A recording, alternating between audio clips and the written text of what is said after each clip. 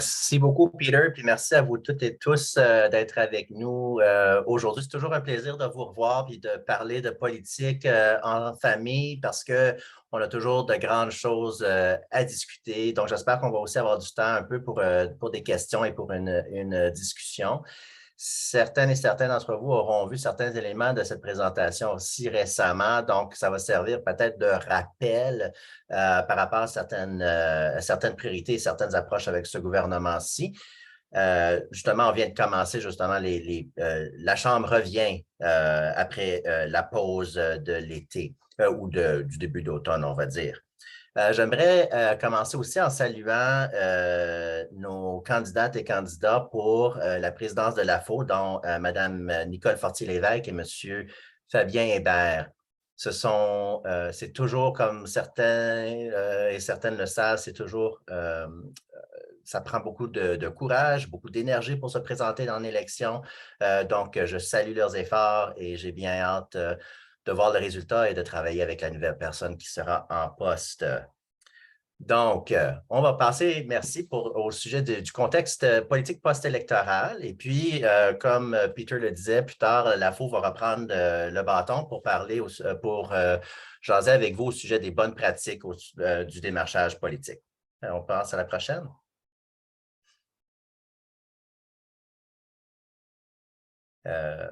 Prochaine, s'il vous plaît. Merci.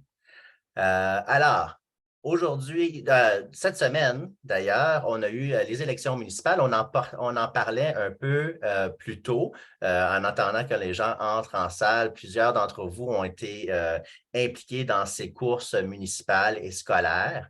J'aimerais souligner que dans le nord de l'Ontario, on a eu de grandes victoires, particulièrement à Sudbury, avec M. Paul Lefebvre, ancien député, et Mme Michelle Boileau, de 33 ans, qui rentre comme mairesse de Timmins. Un vent de changement et puis définitivement une carrière prometteuse devant elle.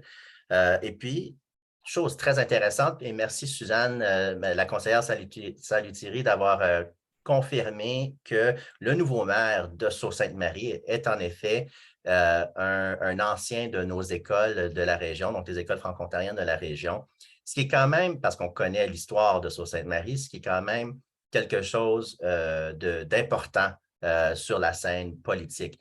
Je vais aussi souligner qu'à North Bay, ça a quand même été assez proche avec la candidate franco-ontarienne qui est arrivée en deuxième place, l'ancienne conseillère municipale Rousseau. Donc, ça a été quand même très intéressant dans le Nord. Et bien sûr, dans l'Est ontarien, on a vu plusieurs maires francophones soit revenir ou se faire élire dans les comtés de l'Est ontarien. Et je veux souligner aussi l'élection de M. Trevor Stewart, que certains d'entre vous vont connaître, qui avait donné un des meilleurs discours lors du Jeudi noir ou des manifestations de la résistance du Jeudi noir. Donc, M. Stewart qui commence sa carrière politique maintenant en tant qu'élu. Donc, comme je disais tantôt, plusieurs d'entre vous ont participé à ces élections-là. Ça a été important. Par ailleurs, la Maison de la francophonie d'Ottawa, de l'Ouest d'Ottawa, avait tenu une session d'engagement avec les candidats à la mairie et les conseillers municipaux et les conseillers scolaires. Et puis, ça a été un franc succès. Donc, je pense qu'un peu partout, à un moment donné, de faire le post-mortem des différentes stratégies qu'on a pu voir partout en province, il y aurait sûrement des pratiques réussies à réussir la prochaine fois. Mais je pense que ce qu'il faut souligner, c'est que quand on a tendu la main, on nous a quand même répondu de façon favorable dans plusieurs régions de la province, ce qui est très positif. Les élections scolaires ont été trop peu valorisées, à mon avis. Merci Diane, donc le maire de Thunder Bay aussi, qui parle très bien français. Donc, on voit dans le Nord une percée importante dans certaines municipalités. Au niveau des élections scolaires, malgré les efforts soutenus de la part de l'AFO-CSC et de l'ACEPO, donc les associations de conseillères et de conseillers scolaires. On a vu dans certains endroits où on a eu de la peine à trouver des candidats. Dans d'autres, il y a eu des concours qui ont été, qui ont été très bons.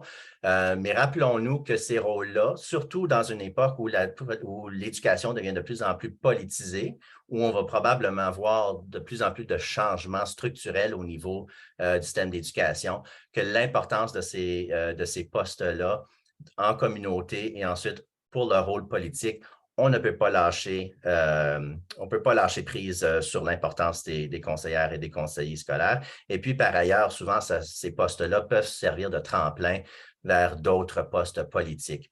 Donc, j'espère que dans la prochaine élection, on va voir un intérêt renouvelé dans les élections scolaires. Prochaine.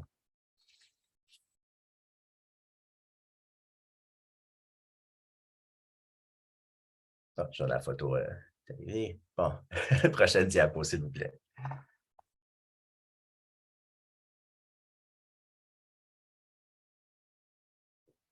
En attendant que la diapo se montre. Bon, voilà. Donc, les élections de 2022, on dirait que c'est très loin, mais c'est quand même assez près. Mais compte tenu que c'était, le 2, si je me souviens bien, le 2 juin dernier, on a vu, malgré le faible taux de participation des électeurs, on a vu quand même un gouvernement qui est revenu avec une majorité renforcée. Donc, avec 83 sièges, donc, c'est une majorité, on va dire, quasiment écrasante au niveau de l'Assemblée législative de l'Ontario. Nous avons une gauche qui est divisée au niveau du NPD, les libéraux, je vais en parler tantôt, mais au niveau des intentions de vote qui étaient vraiment coude à coude. On va être à la quête de 2 nouveaux chefs. Donc, c'est encore de cette façon-là 2 façons pour la communauté franco-ontarienne de participer dans un processus électoral et puis de se faire entendre. Ça va être important que les néo-démocrates franco-ontariens et que les libéraux franco-ontariens participent à ces courses à la chefferie-là. Doug Ford se positionne davantage au centre. Hein? Alors, on a vu que pour lui, il a rapidement appris, comme Bill Davis le disait, qu'en Ontario, boring works. Mais ce que j'ai retenu particulièrement de son discours de victoire, c'était quand il a dit « J'ai hérité un parti et on a bâti une nouvelle coalition ». Donc, le message que M. Ford passait, c'était « Je me suis présenté sous la bannière PC, progressiste conservatrice, mais j'ai changé le parti à ma façon, à ma manière. » Donc, le Ford Nation qu'on connaît, c'est effectivement ce qui est devenu le Parti progressiste conservateur, mais Doug Ford s'est vraiment concentré à élargir la tente conservatrice et sa coalition qui ont mené, dont plusieurs syndicats qui étaient habituellement les électeurs du néo-démocrate, qui ont soutenu Doug Ford dans cette élection-ci. Prochaine. L'efficacité du vote libéral a complètement dégringolé, malgré le fait que au niveau des intentions de vote, c'était à peu près égal aux néo-démocrates. On a vu quand même que ça ne s'est pas traduit en siège, sauf pour un nouveau siège pour les libéraux. Donc, le parti est à nouveau dans un processus de réflexion sur son avenir et va entrer en 2023 dans une course à la chefferie ou du moins les règlements vont être annoncés en mars 2023. Donc, pour les libéraux franco-ontariens qui sont peut-être avec nous aujourd'hui, je vous encourage de guetter pour les annonces et puis certainement d'être présent en grand nombre lors de l'événement au mois de mars prochain. Prochain. Une opposition renouvelée. Alors, à la suite de la défaite de Madame du Parti néo-démocratique, Madame Horwath, qui a par ailleurs, et M. Del Duca, les deux ont gagné leurs élections à la mairie cette semaine, mais elle avait démissionné comme chef du Parti néo-démocrate qu'elle avait mené pendant quand même très longtemps. Mais Marit Stiles, je veux souligner que est une francophile, elle est bilingue. Si elle peut très, très bien comprendre, si elle a quelque chose de complexe à exprimer ou elle n'a pas le vocabulaire, elle le fera en anglais. Par contre, habituellement, on peut lui parler et avoir une conversation entière avec Mme Stiles en français. On va voir si d'autres candidats vont se présenter à la chefferie du Parti néo-démocrate, mais je pense que c'est une course très, très, très intéressante à guetter. Et encore une fois, j'encourage les Franco-Ontariens néo-démocrates d'y participer activement. J'ai bien hâte de voir les résultats, mais il faut dire que le Parti néo-démocrate s'est démontré aussi un très bon allié à la communauté, puis on va en parler un petit peu tantôt. Prochaine. Ce qui est étonnant bon, voilà, alors merci Isabelle qui fait le commentaire parce qu'on disait comme tantôt que des fois, conseillère et conseiller scolaire peut servir de tremplin. Ça a certainement été le cas, donc, pour Merit Stars. Et puis, à l'époque, ça avait été aussi le cas pour Mme Wynne. Donc, la coalition PCO-PLC. Intéressant. Alors, on voit que malgré leurs différends, qu'en public, les libéraux fédéraux et les PC de l'Ontario, les progressistes conservateurs de l'Ontario, collaborent très bien ensemble. On le voit aussi dans les dossiers postsecondaires, par exemple, où il continue des fois d'avoir certains différends, mais ce qui est important de savoir, c'est que les canaux de communication sont ouverts au niveau politique entre les deux gouvernements. Alors, ceci nous permet quand même d'avancer en Ontario de façon constructive avec le gouvernement fédéral, particulièrement parce que, comme je disais tantôt, Doug Ford s'est rapproché du centre, ce qui a fait, par exemple, qu'il a beaucoup perdu de son bassin, de sa base conservatrice de droite, mais il a fait énormément de gains au niveau du centre, voire même de la centre-gauche dans certains cas. On pense, par exemple, à Timmins, qui a voté le maire Piri comme député provincial. C'est ça, il n'y avait pas de candidat libéral, mais d'après ce que je comprends, les libéraux ont appuyé en grand nombre le candidat Piri. Ça va être intéressant de voir aussi la discipline du parti. Alors, M. Ford a été très clair, si vous n'êtes pas si vous ne suivez pas son agenda, il n'hésitera pas à vous expulser de son caucus. Prochaine. Vous êtes toutes et tous au courant que la province et le pays entier, voire le monde entier, est dans une période politique extrêmement difficile et économique aussi. On parle d'inflation, mais on sait que, d'après les analyses économiques, il semblerait-il qu'on sera en période de récession très bientôt. Donc, le discours du trône qui a été fait en juin, on parlait qu'il n'y a pas de solution facile. On a demandé, la lieutenant-gouverneur parlait de bâtir l'Ontario ensemble. Et le mot partenariat et collaboration est revenu à maintes reprises. Aussi, on parlait beaucoup de cette question importante au niveau, particulièrement pour notre communauté aussi, de la pénurie de la main-d'œuvre. Donc, je vous conseille et puis je vous invite à réfléchir sur comment vous, dans vos organismes et dans votre quotidien, vous allez faire partie justement de ces partenariats-là. Comment allez-vous collaborer avec ce gouvernement-là et faire partie de cette coalition de Doug Ford? Ça ne veut pas dire, si vous faites partie d'une coalition avec ce gouvernement-là, ça ne veut pas dire que vous devez vous identifier comme progressiste conservateur, mais ça veut dire, ou peut-être que oui, mais ça c'est bien d'une façon ou d'une autre, ce que vous êtes en train de dire, c'est on est prêt à travailler avec vous, on a des priorités en commun et puis il faut avancer. Prochaine.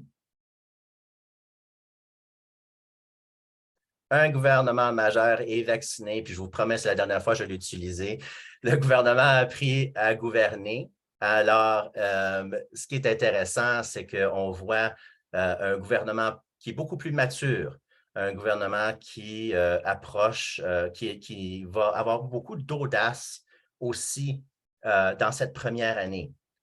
Le premier indice de cette audace-là, c'est le projet de loi qui est sorti hier, en fait. Et je vous invite à aller voir le très, très long communiqué de presse et très détaillé au sujet des réformes législatives par rapport pour augmenter et faciliter la construction de nouveaux logements.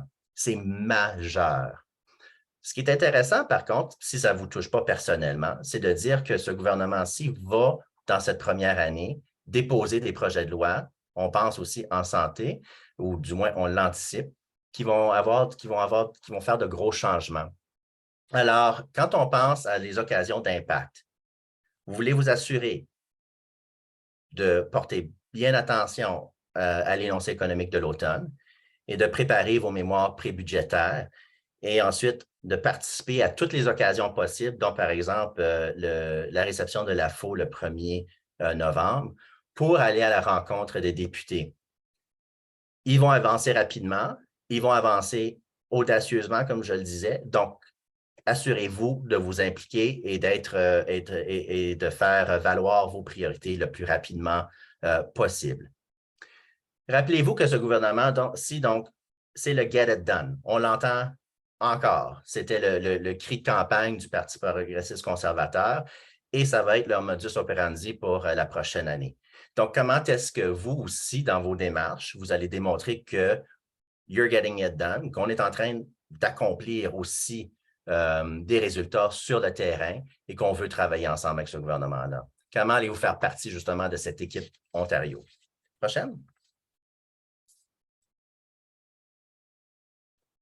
Un gouvernement au rendez-vous. Donc, on a vu le retour de la ministre Mulroney, de l'adjointe parlementaire Natalia Kusendova-Bashta, deux grandes alliées de la communauté qui se sont démontrées ouvertes, qui se sont démontrées quand même assez accessibles. Sur ça, je veux faire un petit bémol, par exemple, parce que j'entends beaucoup de bruit récemment que les gens tentent de booker des rencontres, ils n'ont pas de retour. Il y a quelque chose qui se passe à Queen's Park pour une raison en ce moment. Il semble y avoir peu de réponses de ce côté-là. Si vous êtes dans cette situation-là, sachez que vous n'êtes pas seul. Ça ne s'éternisera pas, évidemment. Ils vont commencer à répondre sous peu. Mais pour une raison ou une autre, en ce moment, c'est particulièrement difficile de booker des rendez-vous. On a aussi une reconnaissance de la culture et des causes franco-ontariennes. La députée Collard m'informait l'autre jour en jasant qu'elle trouvait ça quand même impressionnant quand elle pose des questions, que ce soit en français ou en anglais, les gens vont toujours faire un effort de lui répondre en français. Donc, le niveau de français dans l'Assemblée législative a monté de façon significative. On l'entend beaucoup plus. Le drapeau est là de façon permanente, mais je pense que c'est important de reconnaître l'effort de la part des députés et des staffers de répondre et de s'engager avec la communauté en français. Des fois, par guise de respect, moi aussi, je vais écrire un courriel en anglais à quelqu'un et eux vont me répondre, qui est quelqu'un qui est clairement anglophone. Même si c'est Google Translate qu'ils utilisent, ils vont faire l'effort de me répondre en français. Alors, je pense que ça, c'est un signe important de respect envers la communauté. On voit un nombre plus élevé aussi de francophones et de francophiles, par ailleurs le plus élevé jamais atteint par un gouvernement conservateur. Ils réagissent de plus en plus à des propositions qui sont pragmatiques. À cause du climat politique actuel, les gouvernements, ce n'est pas juste en Ontario, mais partout au pays, les gouvernements réagissent le mieux à des propositions qui sont faisables. Si vous avez des dossiers qui sont énormes et complexes, pensez comment pouvez-vous l'approcher d'une façon qui est plus digérable, si vous voulez, au niveau avec ce gouvernement-ci, ou du moins d'atteindre certains quick wins pour les engager, pour bâtir la confiance si vous êtes un organisme qui s'engage nouvellement avec ce gouvernement-là. Ils sont très préoccupés, puis on l'a vu dans l'esprit de la nouvelle loi sur les langues, sur les services en français, qu'ils sont très préoccupés par l'amélioration de l'expérience usagée des francophones. Donc, ça va être à nous, en communauté aussi, et dans les organismes, de dire comment est-ce qu'on va définir justement un succès par rapport à l'amélioration de l'expérience usagée, et puis comment est-ce qu'on veut communiquer ces attentes-là au gouvernement. Prochaine étape, prochaine diapo.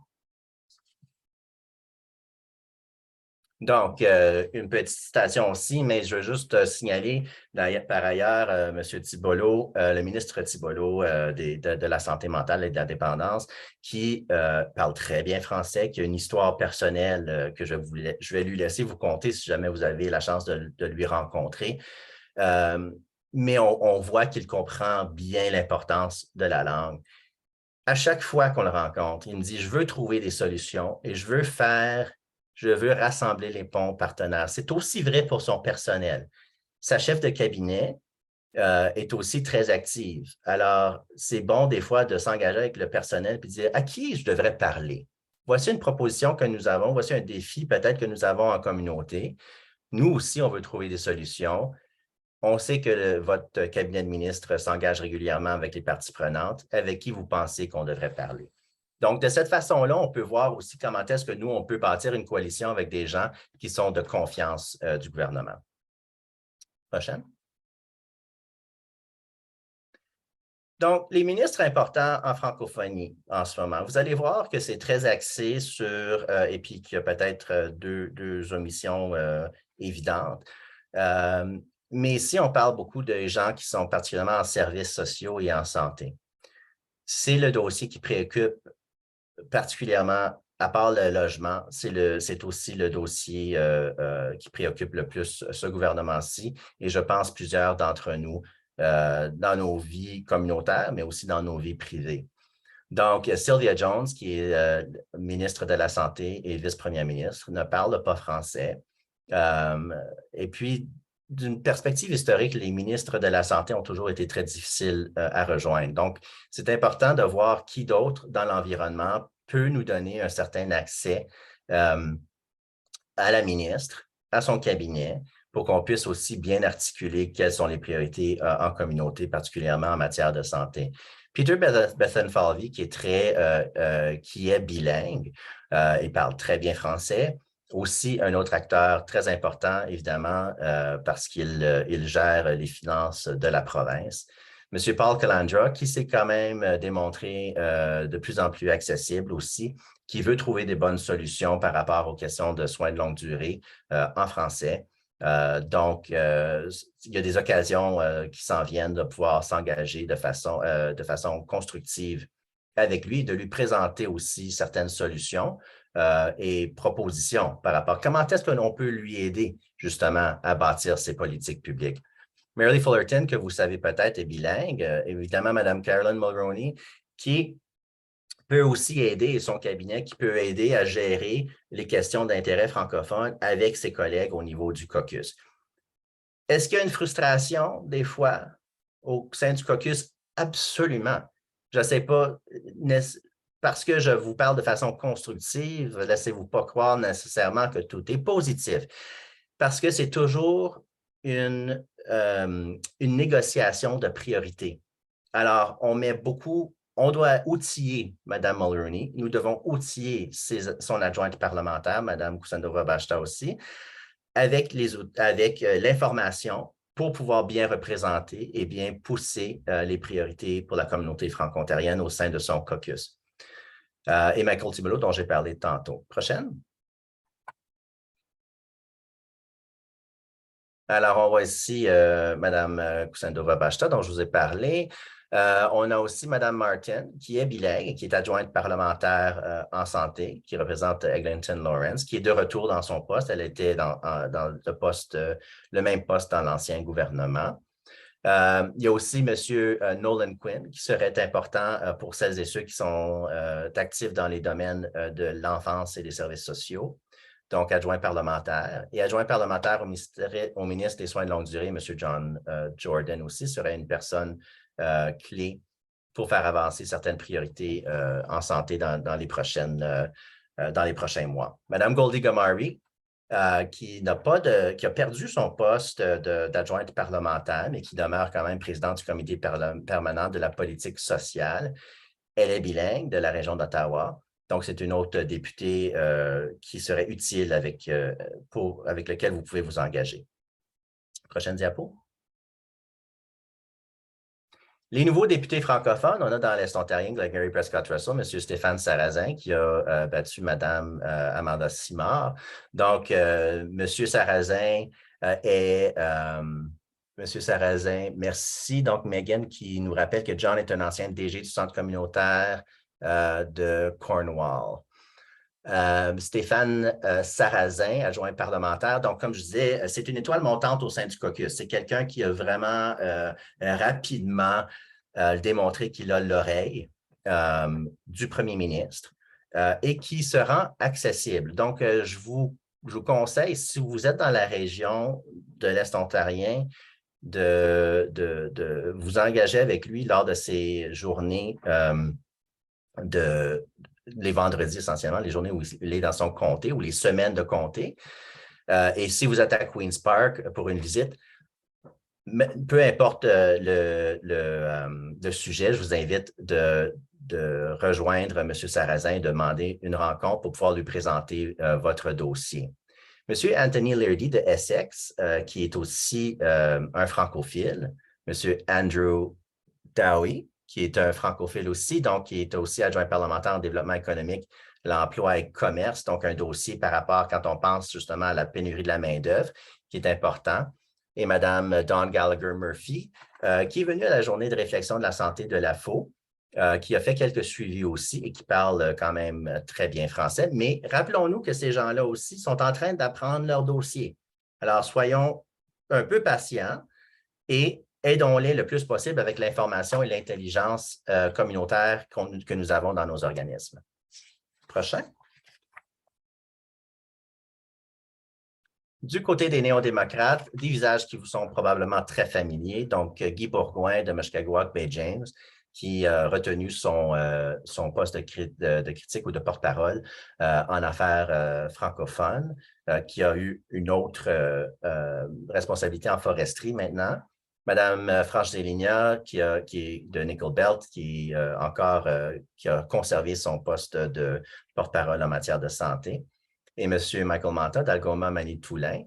Donc, ce sont trois francophones au sein du Parti néo-démocrate, eux aussi qui sont très accessibles.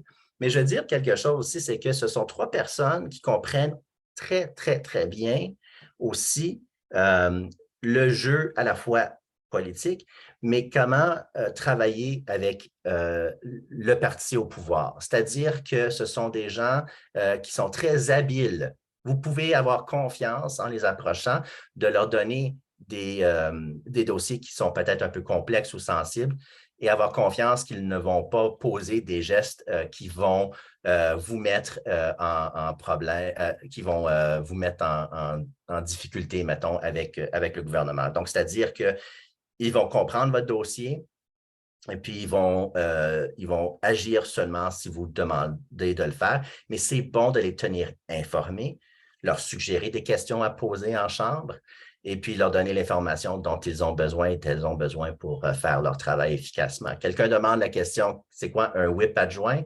Dans les partis politiques, il y a toujours un whip et un whip adjoint habituellement. Des fois, il y en a juste un. Le rôle du whip, c'est de s'assurer que tous les députés, entre autres, que tous les députés votent peut-être de la même façon, si c'est un vote qui est obligatoire, ou bien ils vont s'assurer que les députés sont en train de suivre la ligne du parti et les priorités du parti. Donc, par exemple, si vous allez à l'encontre, vous êtes un député, vous allez à l'encontre de votre parti, vous allez recevoir une visite du whip qui va vous demander des comptes. Il y a pas, je ne sais pas s'il y a peut-être quelqu'un d'autre qui pourrait répondre à cette question-là. Je ne suis pas certain s'il y a une traduction de whip. Je ne penserais pas, Jean-Guy. J'ai toujours entendu whip, moi aussi. Oui. Ça vient de la tradition du Parlement de Westminster, qui est notre système parlementaire. Alors, je ne sais pas ça. Je ne pense pas avoir une traduction. Prochaine. Ici, il manque aussi M. Stephen Blais, qui s'identifie comme franco-ontarien et qui parle aussi très bien français, ancien conseiller municipal et son deuxième mandat en tant que député provincial. Mais je voulais particulièrement souligner Lucille Collard, qui est revenue, qui est chef parlementaire et puis porte-parole en matière d'affaires francophones, procureur général et solliciteur général. Donc, Madame Collard, qui est aussi ancienne conseillère scolaire, avocate de formation. Ce qui est intéressant aussi, c'est que Mme Collard a été demandée de se présenter comme une des présidentes d'Assemblée adjointe. Alors, elle a une excellente relation avec le parti au pouvoir et travaille très bien en coulisses.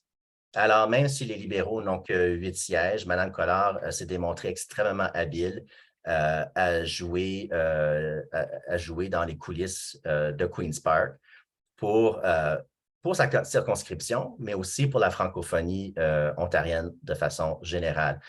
C'est une personne aussi auquel vous pouvez faire appel pour avoir des conseils sur comment vous engager avec le gouvernement sur vos dossiers. Je voyais tantôt que quelqu'un mentionnait justement, il semble faire la même chose. Donc, Mme Perrin qui dit c'est la même chose avec Mme Franchelina et Guy Bourgoin. Prochaine. Prière de ne pas chialer. Bon, okay, c'est un mot dur. Puis on va dire, ben non, mais quand même, on peut se plaindre, on peut faire savoir nos difficultés sans paraître comme si on va chialer. On ne peut pas se dire juste parce qu'on s'articule qu'on est des chialeurs. Par contre, ce sont des messages qu'on a reçus à plusieurs reprises. Pas pour dire, venez pas chialer, mais quand on arrive avec des solutions, quand on arrive avec une rencontre qui est bien structurée et bien planifiée, qui est constructive, on a reçu particulièrement récemment souvent la réplique « Merci d'avoir été constructif. Merci de n'être pas venu chialer » parce que ça nous permet de prendre une rencontre et de s'activer rapidement sur des solutions. Donc, pensez comment, à chaque fois que vous allez rencontrer une ou un député, quelle solution vous apportez. Soyez très conscient des rôles et responsabilités des gens que vous rencontrez. Quelle est leur capacité d'analyse? Je ne passais pas trop de temps là-dessus parce que Brian et son équipe vont passer un peu plus de temps sur le démarchage. Mais je vous invite à aussi considérer qui est votre coalition. Qui sont les voix que vous apportez derrière vous pour que vous ne soyez pas seul essentiellement, même si vous êtes seul dans la salle, que vous pouvez articuler la coalition qui est derrière vous et derrière cette priorité-là. D'accord? Donc, c'est très important dans ce contexte-ci parce que les gens vont toujours se poser la question, est-ce que c'est vous qui nous le demandez comme organisme ou est-ce que vous représentez vraiment une priorité communautaire ou sectorielle? Assurez-vous aussi, comme on l'a mentionné tantôt, le Get It Done, regardez aux partenariats, aux collaborations, regardez aux priorités gouvernementales, comment est-ce que vos messages et vos actions vont s'aligner avec ces priorités-là. Prochaine.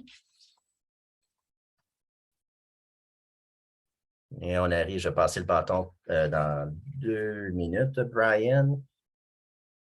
Oui. Donc, je vous invite à considérer et à réfléchir sur comment est-ce qu'on va poursuivre le legs de 2 très grandes dames, moi je vais dire de 2 héroïnes franco-ontariennes, donc Mme Gisèle Lalonde et Mme Mariette Carrier-Fraser, qui, elles, ont su très bien jouer le pouvoir des coulisses, ont toujours su, avec beaucoup de doigté, ils ont toujours su comment être militantes et ensuite passer au démarchage, qui sont 2 choses très différentes. Mais il y a une place et il y a un temps pour chaque chose. Cet équilibre-là et savoir atteindre cet équilibre-là vous aide à développer un lien de confiance avec votre communauté, mais aussi avec le gouvernement. Donc, quand le maire sortant Watson d'Ottawa disait que Mme Gisèle Lalonde était sur son speed dial et puis qu'il prenait toujours son téléphone, c'est évidemment parce qu'il y avait un lien de confiance. D'ailleurs, il l'a confirmé. Il disait, quand Mme Lalonde m'appelle, je savais que c'était quelque chose d'important. Alors, comment est-ce que vous aussi, vous allez vous positionner comme acteur constructif au sein de l'appareil politique ontarienne? Mais c'est aussi quand on regarde la carrière de Mariette Carrier-Fraser, C'est aussi là l'importance de savoir que nous avons besoin de hauts fonctionnaires qui sont aussi à l'affût de nos besoins, qui connaissent la machine et qui peuvent faire avancer des choses au niveau de la politique publique.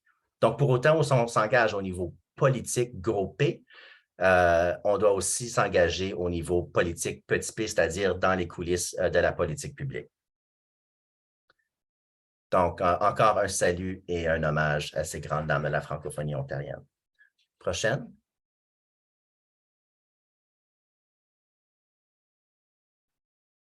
Alors, si on pense au grand chantier de démarchage en Ontario, en ce moment pour la communauté, mais aussi pour le gouvernement, donc les endroits d'intersection entre les priorités communautaires et les priorités gouvernementales, on voit la santé, le postsecondaire, la pénurie de la main-d'œuvre qualifiée et bilingue, et la mise en œuvre de la loi sur les services en français, dont par ailleurs, il y avait, le gouvernement avait invité des commentaires de la communauté et des parties prenantes par rapport au cadre réglementaire maintenant qui va venir préciser la loi qui a été déposée lors du dernier gouvernement. Si je n'ai pas beaucoup parlé d'éducation, c'est que ça continue, ce n'est pas parce que ce n'est pas une priorité, ça continue d'être une énorme priorité. Il va y avoir de très, très, très gros changements, je pense, dans les prochaines, dans les prochaines années. On va devoir guetter ça très, très attentivement. Donc, juste parce qu'on n'en a pas beaucoup parlé aujourd'hui, ça ne veut pas dire que ça ne demeure pas une politique, une priorité importante. Et particulièrement quand on pense à la petite enfance. Comment est-ce que la communauté franco-ontarienne va pouvoir accroître, par exemple, l'accès aux garderies en français. Hein? On sait que c'est une question de survie au niveau de la langue. Donc, je vous invite aussi à réfléchir sur ce dossier-là. Donc, c'est un survol, j'espère, pas trop rapide, mais avec le temps que nous avons, j'espère que ça vous a été utile, puis ça me ferait plaisir de répondre à des questions. Merci. Jean-Guy, je vais t'aider un petit peu avec le trafic. On a 10 minutes pour des questions. On a jusqu'à 13h55. Ensuite, on va passer la parole à Brian et Caroline. On a une première question de Louis Doyle. Vas-y, Louis. Oui, merci, Peter. Merci pour votre présentation. Moi, ma question, c'est à savoir, selon vous, est-ce que ce gouvernement est réellement prêt à collaborer, qu'il est réceptif à une collaboration de fait, compte tenu, de sa forte majorité dans la législature, où ils peuvent faire à peu près ce qu'ils veulent et puis ça va passer. Ensuite, compte tenu de la centralisation et puis du contrôle des communications ou du message politique, à tout le moins, par le bureau du premier ministre. C'est un gouvernement, dans son dernier mandat, où tout a exigé davantage de démarchage par les organismes publics et parapublics. Oui. Et puis, moi, je ne suis pas ici au nom du CHIO, mais je suis avec le CHIO au conseil d'administration. Et puis, notre PDG nous disait qu'il y a à peu près 40 % de son temps qui passe maintenant dans le démarchage avec ce gouvernement. C'est énorme, ce qui veut dire que ça nous coûte cher, ça fait moins de temps où il est occupé dans son bureau avec des choses aussi importantes aussi dans le domaine de la santé, mais dans d'autres ailleurs aussi, je le sais. Et puis, c'est un gouvernement qui, par le passé, du moins dans son premier mandat, lançait une bombe, puis réagissait après quand il y avait une tollée de protestation. Plutôt que de consulter d'avance, on lançait la bombe, on l'a vu avec tout le programme d'autisme, par exemple, où on mettait fin à certaines choses, et puis tout à coup, là, ça soulève des protestations, puis on réagit. J'aimerais vous entendre là-dessus. Merci, Louis. C'est une excellente description de la réalité de plusieurs PDG, chefs d'entreprise ou d'organismes. Le besoin de démarchage a énormément augmenté, particulièrement parce que les décisions sont devenues beaucoup plus politisées. C'est-à-dire que c'était le cas avec le gouvernement libéral avant aussi, ou avec n'importe quel gouvernement. Par contre, on voit avec ce gouvernement-ci que les fonctionnaires ont beaucoup moins de marge de manœuvre pour pouvoir approuver certaines choses ou pour pouvoir influencer le gouvernement. C'est pour ça que c'est important, puis c'est ça, mais ça cause encore plus de travail.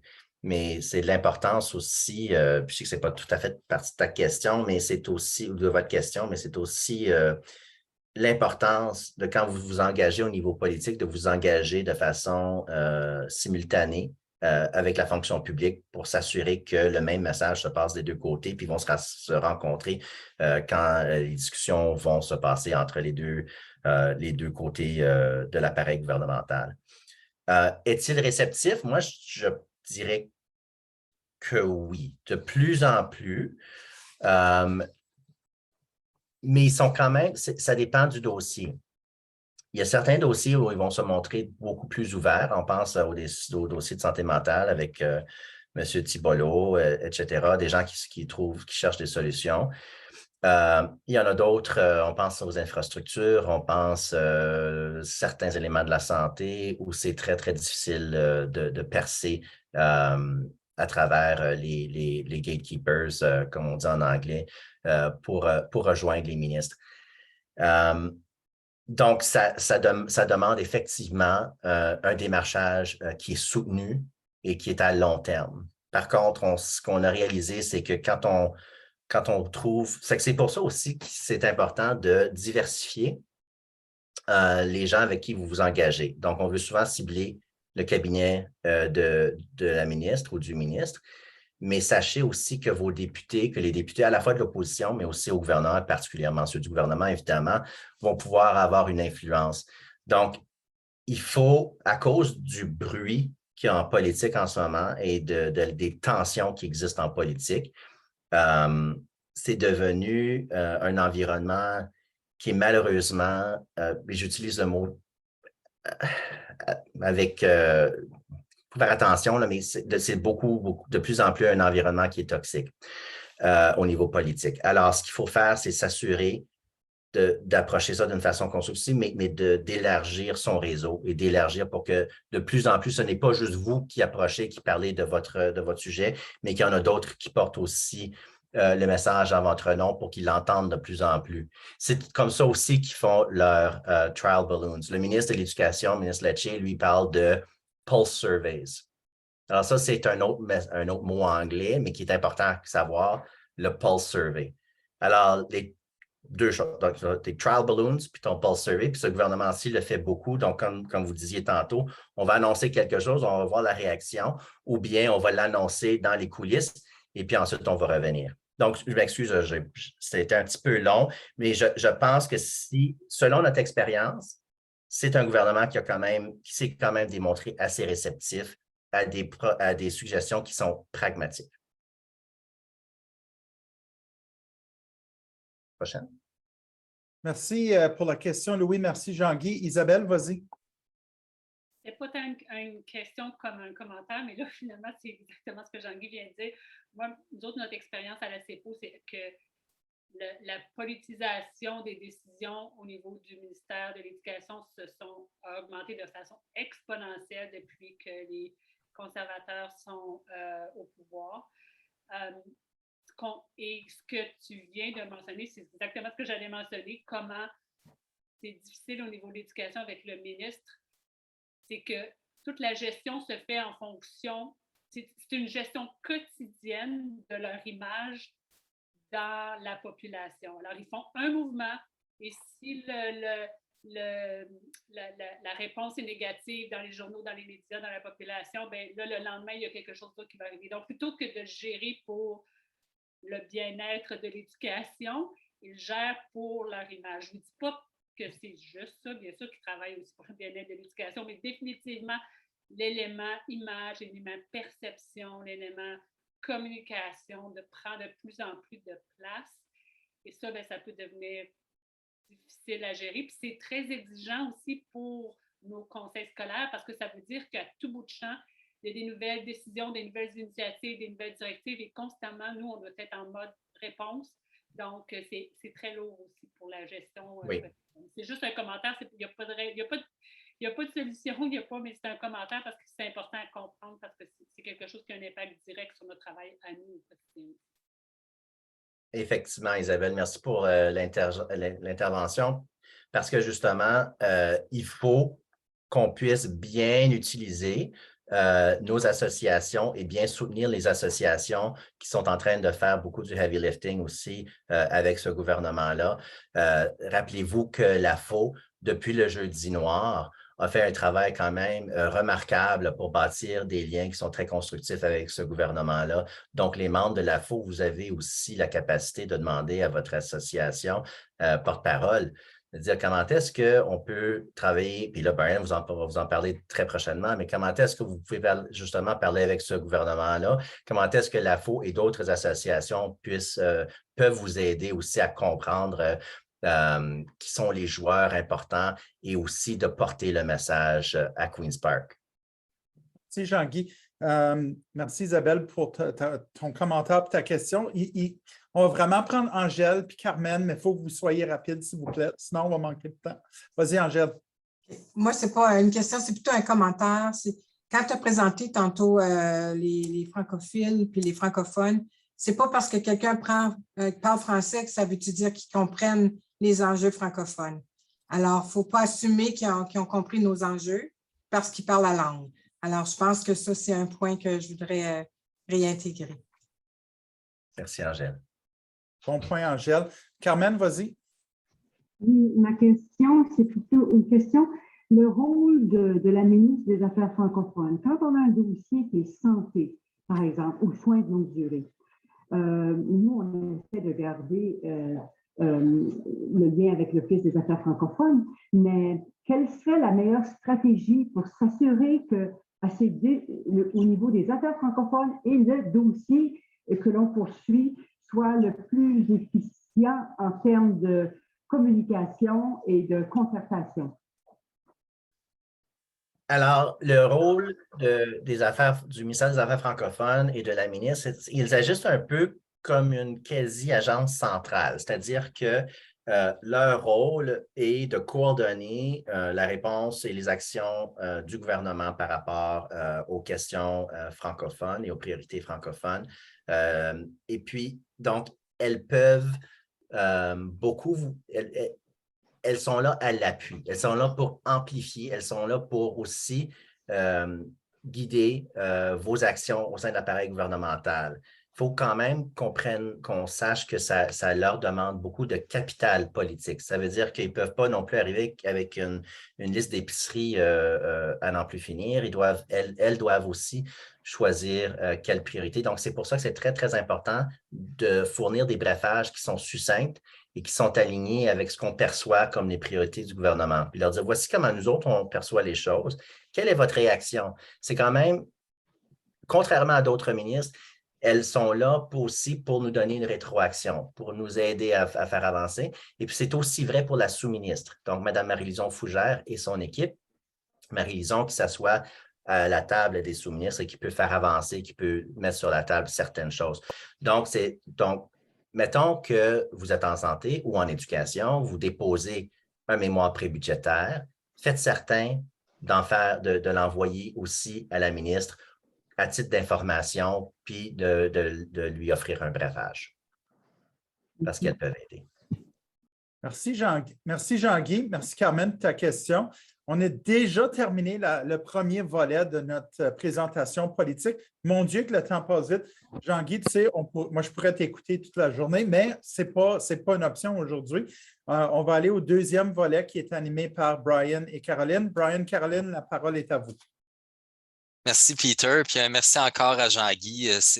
Travailler avec Jean-Guy, collaborer avec Jean-Guy, c'est vraiment une expérience superbe. C'est une des meilleures têtes politiques franco-ontariennes et puis on apprécie vraiment pouvoir compter sur lui. Donc, on va passer un peu plus maintenant à la deuxième partie de l'atelier. Donc, je me présente, Brian Michaud, je suis analyste politique à l'Assemblée de la francophonie de l'Ontario depuis un peu plus de 6 ans maintenant. Donc, j'ai un peu plus d'une dizaine d'expériences en politique et journalisme et communication et tout le reste. Et je vais laisser également à Caroline le soin de se présenter. Merci, Brian. Bon, vous savez, mon nom, c'est Caroline Savoie. Je suis originaire de l'Est de l'Ontario et je demeure actuellement à Ottawa. Comme ils ont dit, je travaille à la FO depuis presque 1 an. Et dans le passé, j'ai travaillé un peu, à peu près 8 ans en journalisme et 5 ans en politique. Alors, je veux également vous souhaiter la bienvenue à la deuxième partie. On va commencer, je vais commencer par vous expliquer si on peut passer à la prochaine diapo.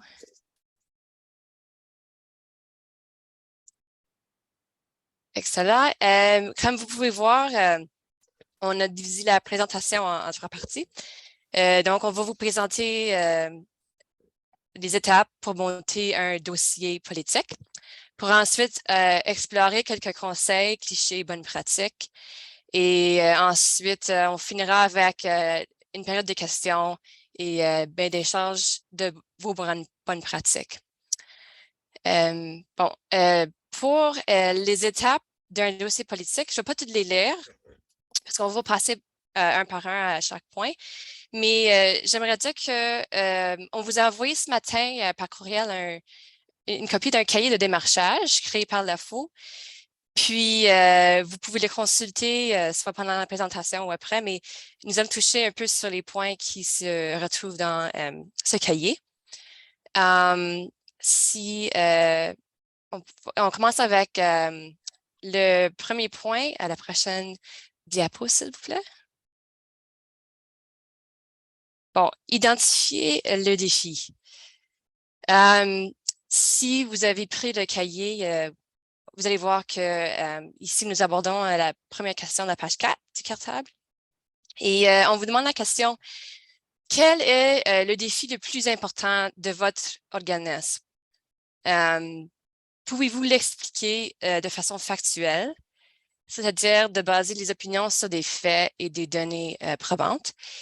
Et deuxièmement, est-ce que vous avez un narratif concis?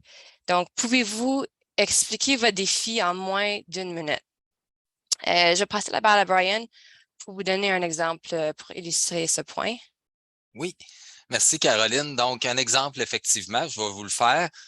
On vous conseille souvent de faire ça. Souvent, on n'a pas de temps avec les élus. Des fois, on va les rencontrer dans un corridor.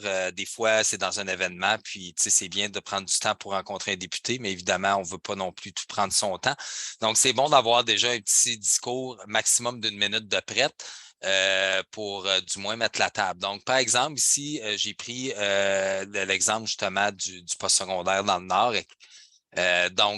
Comme exemple d'identification du défi, donc j'ai écrit « La restructuration financière de la Laurentian University a réduit l'accès à des études postsecondaires en français » qui est, si on veut, la phrase là, résumée du problème. Puis après ça, on explique, mais encore là, de façon concise. L'université a semblé dans 48 % de sa programmation de langue française, démontrant du même coup son incapacité à moderniser sa programmation et à se marier aux études, aux besoins du marché de l'emploi. La baisse de la réputation, en deuxième lieu, la baisse de la réputation de la Laurentian et la réduction de la programmation ont pour effet d'accentuer l'exode des jeunes francophones du Nord vers d'autres régions de la province ou au pays. Ça, c'est tous des choses, évidemment, qu'on a documentées. Et puis, également, ça porte un dur coup à l'économie locale, la Laurentian étant le 3e plus grand employeur du Grand Sudbury. D'autres étudiants qui sont criblés de dettes ne peuvent même plus poursuivre leurs études. Donc, essayez de centrer votre problème, comme on dit, votre problématique en dedans d'une minute. On va passer à la deuxième étape de la création comme on dit, du début d'un dossier politique. Il faut maintenant, une fois que la problématique est identifiée, il faut développer un positionnement et des recommandations. C'est important que ce soit crédible, que ce soit basé sur des faits et que ça fonctionne aussi, que ça soit cohérent, si on veut, que ça fonctionne avec l'historique des positionnements de votre organisme passé, présent, et j'ajouterais même futur, parce que des fois, on a une idée qu'on va s'en aller sur un autre patente dans 6 mois, 1 an, donc c'est important. Donc, quand on parle de crédible, lorsque vous faites un positionnement, c'est important de faire un état des lieux de votre positionnement. Ça doit être étoffé. Vous pouvez faire de la recherche documentaire. Vous pouvez aller chercher de l'information via votre réseau communautaire. Vous pouvez recueillir des outils de recueil d'informations. Par exemple, nous autres, à la fois, on a des sondages, on a nos comités, on a un paquet de structures justement qui nous permettent d'être nourris par la base. Donc, un peu si vous avez des outils un peu de ce genre-là ou d'autres outils que vous pouvez développer pour aller chercher justement du feedback. C'est excellent. Aller chercher des fois des témoignages d'experts. Tu sais, la loi sur les services en français, on travaillait avec la GEFO, on travaille avec François Larocque, qui est un avocat très, très reconnu là-dedans. Donc, évidemment, des témoignages d'experts. Évidemment, ça ne veut pas dire que vous avez nécessairement besoin de tout ça. Ça dépend évidemment du dossier sur lequel, mais c'est le genre d'exemple que vous avez besoin pour étoffer votre dossier. Il doit être crédible sur le plan des politiques publiques. Est-ce que c'est faisable? Est-ce que mes recommandations aussi sont destinées aux bonnes personnes? Parce que des fois, ça arrive souvent. Puis c'est pour ça, des fois, que c'était peut-être important, des fois, juste de vérifier avec le personnel politique, soit de la ministre ou de la ministre des Affaires francophones ou au fédéral avec le bureau de la ministre Petitpas-Taylor. Est-ce que je m'en vais cogner à la bonne place en allant demander du financement pour X, Y chose? Donc, s'assurer justement que les recommandations sont destinées aux bonnes places. Et également, très important, basé sur des faits, très important d'être factuel, d'avoir idéalement des données probantes. Encore là, toute la recherche que vous avez pu faire peut vous aider à avoir quelque chose, justement, un positionnement basé sur des faits. Donc, c'est très important parce que ça en va de votre crédibilité et justement, les gens que vous allez démarcher vont vous poser des questions. Et si ça marche pas, bien évidemment, vous allez partir avec ce qu'on appelle un déficit de crédibilité. Et puis finalement, qui fonctionne évidemment avec l'historique des positionnements de votre organisation. Ça ne doit pas aller en contradiction avec des positions passées ou des positions possibles futures de l'organisme. C'est une question de crédibilité et de cohésion. Je vais prendre un exemple vulgaire qui n'a aucun rapport là, nécessairement, mais si vous vous demandez, je ne sais pas, mettons là j'invente, là, c'est même pas un dossier, mais un dossier, mettons, vous voulez qu'une région à 3000 soit désignée, mais qu'il y a un autre projet dans une autre région, il y a également 3000 francophones, vous dites que c'est non, ben là, ça ne marche pas. Donc, il faut juste s'assurer d'être cohérent avec les positionnements qu'on a eus par le passé. Caroline, je te repasse la parole pour la prochaine diapo. Okay, merci. Là, on va par l'argumentaire et les contre-argumentaires. Donc, ici, il y a quelques points importants à retenir. Le poids d'obtenir un résultat, c'est la responsabilité du démarcheur. Donc, nous, les gens que vous rencontrez ne sont pas obligés de vous appuyer, évidemment. Donc, il faut souvent convaincre pour obtenir ce qu'on veut. Deuxièmement, les arguments appuyant votre positionnement doivent être, comme Brian a mentionné, factuels, crédibles, cohérents, bref, et alignés le plus que possible le langage de la personne démarchée. Et puis, numéro 3, les arguments allant à l'encontre de votre positionnement. Donc, ils sont aussi importants que votre argumentaire. C'est très important de pouvoir répondre aux gens et aux organisations ayant une vision différente. Alors, il faut penser à toutes les raisons pour lesquelles vous pourriez vous faire dire non et trouver un argumentaire pour contrer cet argument. Ici, on peut encore se rappeler l'importance d'être cohérent, bref, aligné, factuel et crédible. Et je pense que je vais laisser Brian continuer avec son exemple post-secondaire pour illustrer ces points. Oui, donc évidemment, je vais le faire rapide, mais grosso modo, par exemple, sur le cas du Moyen-Âge, pourquoi qu'on pousse justement pour la solution, je pense que vous connaissez tous, là, pour l'Université de Sudbury, mais tu sais, il y a 3 arguments qu'on utilise. D'un, que la Laurentian a démontré son incapacité à moderniser sa programmation de langue française et à répondre au marché de l'emploi. 2, que la communauté franco-ontarienne, puis là, c'est là qu'on parle justement les chiffres sur les programmes qui ont été coupés, les baisses importantes dans les inscriptions francophones, surtout dans les 2 dernières années. comme deuxième argument, on dit bon, que la communauté franco-ontarienne est unie derrière ce projet. Donc, on a une liste assez longue comme le bras de gens qui appuient. Quand justement, j'ai adoré quand Jean-Guy tantôt a parlé de vous devez monter votre propre coalition. C'est un peu dans ce genre-là. Évidemment, tu as eu la coalition dans le Nord qui a fait un excellent travail aussi là-dessus pour mettre les gens, justement, comme on dit, en arrière d'un projet et tout cela. Donc, on les liste. Le troisième argument, l'Université de Sudbury est l'université qui a la meilleure marge de manœuvre, la meilleure santé financière dans tout le nord de la province du côté des universités. Donc, évidemment, la partie des arguments, c'est la partie, évidemment, c'est important, mais c'est la partie la plus facile. Évidemment, il faut accepter aussi de voir son projet de l'autre côté de la médaille, parce qu'il faut évidemment s'attendre à avoir des questions qui vont pas nécessairement dans le sens qu'on voudrait. Faut penser, c'est quoi les arguments que quelqu'un qui serait contre ton projet ou qui n'est pas sûr de ton projet pourrait prendre pour ne pas appuyer ton projet. Par exemple, évidemment, je ne passerai pas nécessairement tous les arguments, il n'y en a pas tant que ça qui sont contre, mais il y en a quand même quelques-uns qui peuvent être utilisés. Par exemple, la perte des programmes de langue française à la Laurentian tuerait l'institution. Donc, évidemment, il faut qu'on soit capable de répondre à ça. Donc, évidemment, là-dedans, on a identifié ce contre-argument-là qu'on répond comme les Franco ont toujours été vus comme une dépense historiquement. Historiquement également, les fonds francophones n'ont jamais été investis nécessairement aux francophones. Puis là, on revient à leur incapacité à se réinventer et tout cela. Donc, c'est très important. Même le contre-argumentaire est, je dirais même quasiment un petit peu plus important parce que c'est là, comme on dit, que vous allez être challengé et que vous devez trouver justement un contre-argumentaire au contre-argumentaire, si on veut. Donc, ça va se retrouver pas mal, je crois, à la page 6 ou 7 là, du cahier. Je vais passer maintenant la parole à Caroline pour la prochaine diapo. OK, merci. Le point numéro 4, c'est d'identifier les gens en position de décision. Donc, très, très important d'identifier les gens qui sont en position de pouvoir. Mais il faut également identifier les gens en position de convaincre ces gens en position de pouvoir. Donc, leurs collègues de caucus, le leader francophone ayant de l'influence auprès d'un ministre, les porte-parole de l'opposition, les hauts fonctionnaires, peut-être même des amis. Et puis, oui, c'est un petit point.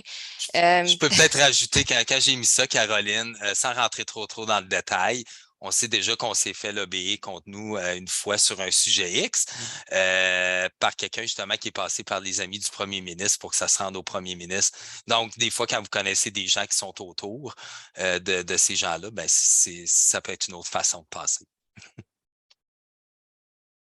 OK, parfait. La prochaine diapo. Donc, c'est vrai, je pense qu'il faut que je continue avec celle-là, hein? Oui, oui. OK. Oui, OK, parfait.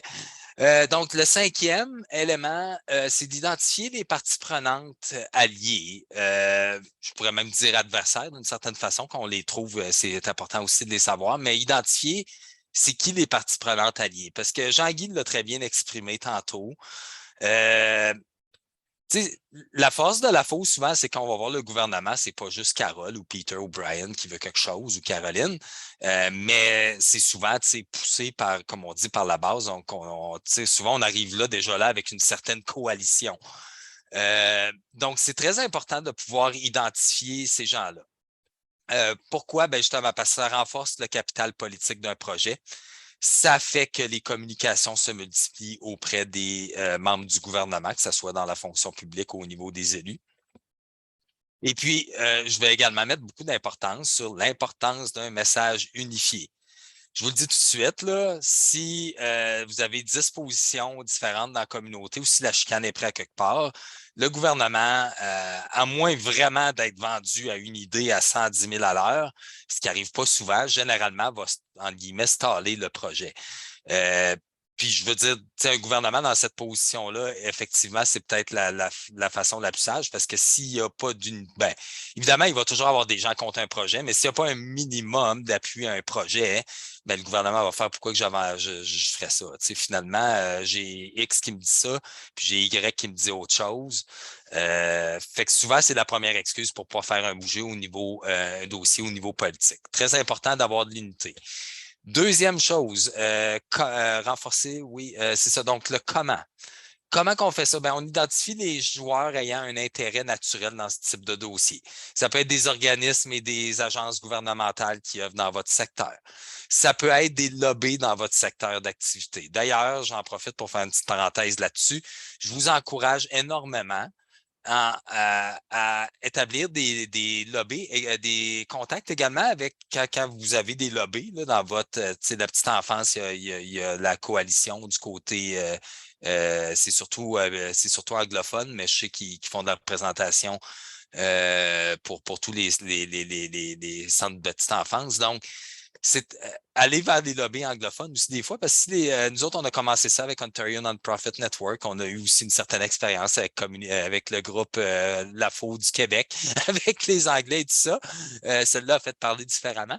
Mais allez voir les lobbies et tu sais, comme vous allez voir LAFO, vous allez voir votre lobby, c'est excellent, continuez. Mais allez voir également les lobbies anglais. Du moment que les lobbies anglais vont commencer à en parler aussi, on va devenir beaucoup plus fort. Donc, allez voir les lobbies de votre secteur d'activité, puis les gens près du politique, des fonctionnaires que vous avez identifiés, votre député local, le staff de votre député local. Donc, allez voir ces gens-là un peu pour voir un peu c'est qui vous pouvez avoir comme alliés, parce que vous pouvez avoir des alliés politiques, vous pouvez avoir des alliés dans la fonction publique, vous pouvez avoir des alliés communautaires. Obtenir des résolutions de conseil d'administration, des lettres d'appui est toujours recommandé. Puis, avant même tu sais, comme on dit, de vous staller, là, de vous dire, bon, la solution, ça va être ça. Tentez le pouls aussi au niveau politique, si vous avez des contacts, encore là, votre député local, un ministre que vous connaissez, tentez pour voir, tu sais, si j'avance ça, tu sais, qu'est-ce que tu penses si j'avance ça comme ça? Parce que des fois, eux, ils connaissent très bien la machine, encore mieux que nous tous. Et des fois, ils vont avoir des petites suggestions aussi à nous donner qui sont intéressantes à prendre en compte dès le départ. Donc, d'aller tenter ça. Donc, évidemment, encore là, pour reprendre l'exemple du postsecondaire dans le Nord, bien évidemment, une fois que, comme on dit, qu'on a absorbé le choc et qu'on a fait, bon, qu'est-ce qu'on fait avec ça? On est allé voir justement les institutions, les organisations du Nord, dont la coalition qui a mené justement du Nord s'est formée en chemin. On est allé voir des universitaires, des membres de la FO. On est allé voir nos alliés au gouvernement. Donc, on a fait un peu tout ça justement pour développer. Parce qu'au départ, non, ça, c'est peut-être un peu trop tôt. Mais c'est ça. Donc, mais grosso modo, allez voir les gens. Parce que le plus que vous êtes dans la même gang, le plus fort vous allez être.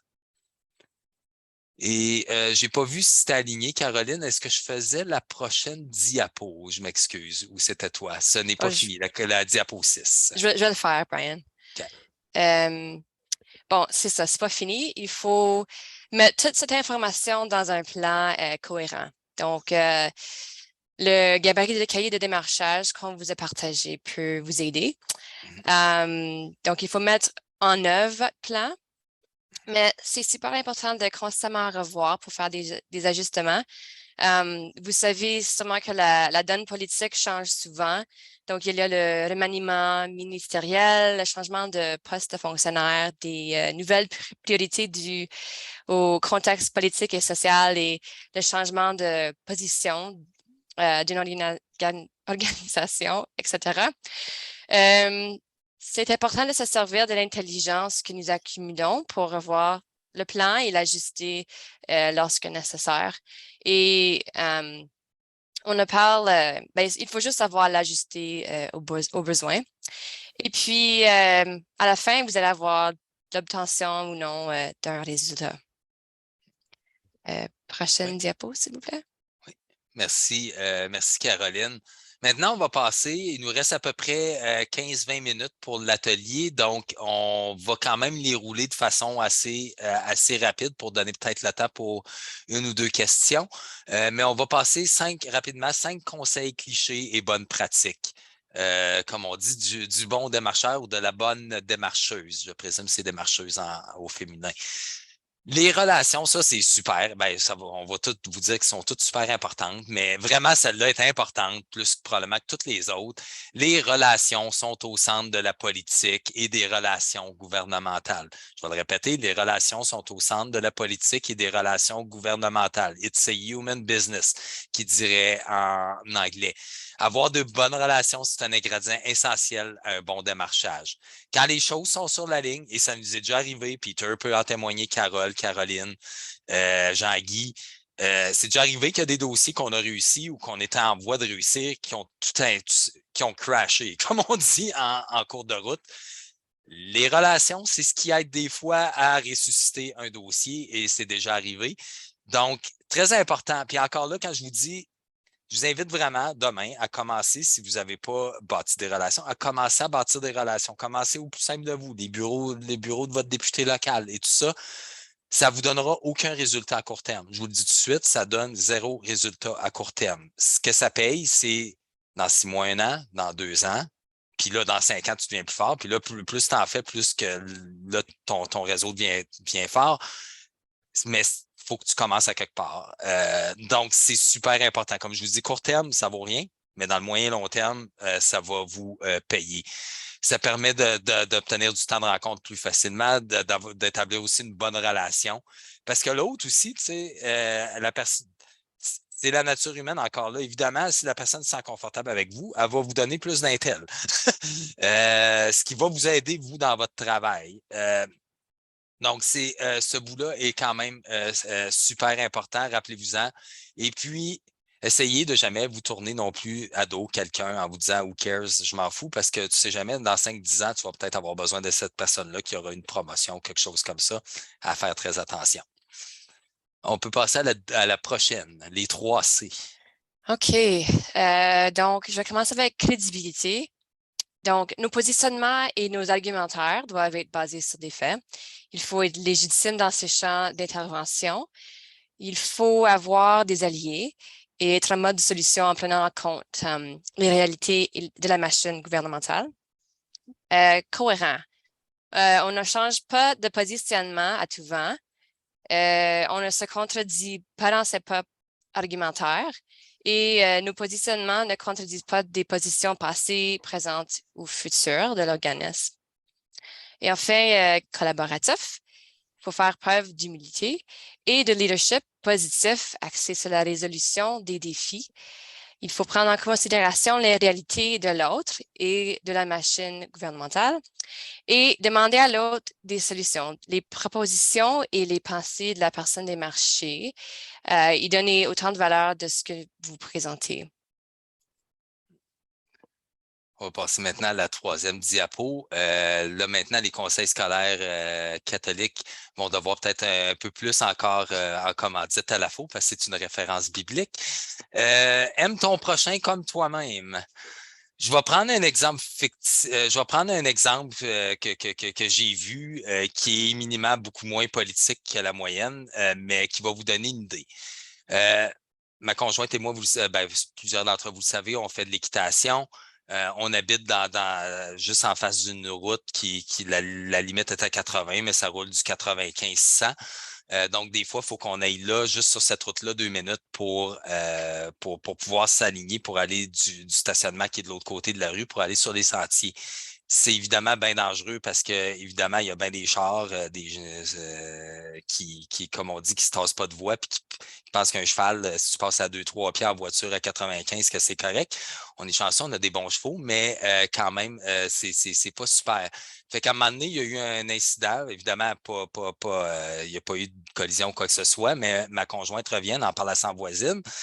Puis ma conjointe dit, on devrait en parler aux fonctionnaires des comtés unis de Prescott-Russell, monter un cas pour leur demander d'installer un panneau de signalisation pour que les gens ralentissent à ce coin-là, ce qui arrive des fois. Et la voisine, elle a dit, non, les fonctionnaires sont payés pour faire ce qu'on leur demande de faire. On a juste à aller voir, puis on va être sûr, puis on va être tough, puis c'est leur job de nous donner ce qu'on a besoin, tout ça. Je vais vous demander, évidemment, quelle approche, à votre avis, a le plus de chances de succès. En démarchage politique, il est important de traiter l'autre de la même façon que vous souhaiteriez que quelqu'un vous démarche. Mettez-vous dans ses souliers à fonctionnaire X, à personnel politique Y, à député.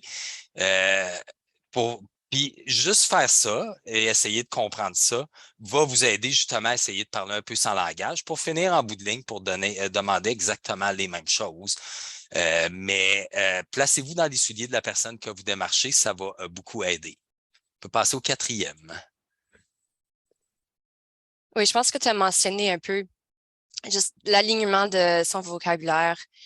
Donc, il faut faire de la recherche sur leur plateforme, faire des entrevues ou voir les entrevues que les gens démarchés ont données par le passé, tenter de voir ce qui les motive, les séduit, le vocabulaire qu'ils utilisent et adapter l'emballage de votre présentation à votre interlocuteur. Donc, je vous rappelle, c'est à vous de les convaincre. Donc, si vous utilisez leur langage pour emballer vos idées, vous allez sûrement avoir plus de succès. Prochaine diapo. Oui, on va passer à la dernière avant de prendre peut-être quelques questions. Ou d'ailleurs, si vous avez des bonnes pratiques à échanger également aux autres, ça va être un bon moment. On va peut-être pouvoir garder un 5. En tout cas, je vais laisser à Peter couper le temps quand ça sera. Mais la patience, lui aussi, est important. La patience est la mère des vertus. Un dossier politique, c'est long. Pendant un certain temps, ça va stagner. Ensuite, ça va bien, bien vite. Là, tout d'un coup, ta vie en dépend. Ça va stagner à nouveau. Tu vas faire 2 pas en avant, 1 pas en arrière. C'est important d'être discipliné, de rester focusé sur son plan. Comme on dit, il doit avoir des fois certains ajustements, mais rester focusé sur son plan est super important. C'est normal, il y a des petites périodes, des fois, de découragement. On passe là-dessus à un moment donné, comme on dit, avec les années, on les sent peut-être un petit peu moins, mais c'est long, un dossier politique. Également, quand je parle de patience, c'est la mère des vertus. Quand je parle de bâtir un réseau, ça aussi, ça prend du temps. Il ne faut pas miser sur les résultats à court terme. Les résultats viennent à force de persévérance et de temps. Mais avec de la patience et un leadership positif, on peut effectivement accomplir beaucoup.